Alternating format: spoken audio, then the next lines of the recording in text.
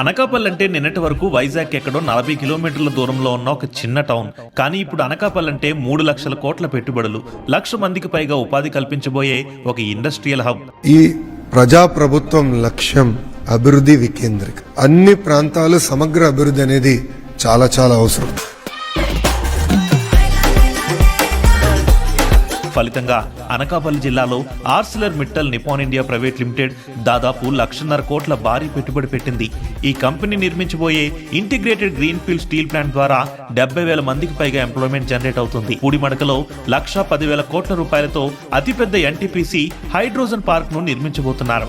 Balaji action Buildwell private limited, Deccan fine chemicals India private limited, blue jet health care limited, renew photovoltaic private limited, Laurus labs, ఇలా దాదాపు 15 కంపెనీలు సుమారు 3 లక్షల కోట్ల పెట్టుబడులు పెట్టాయి.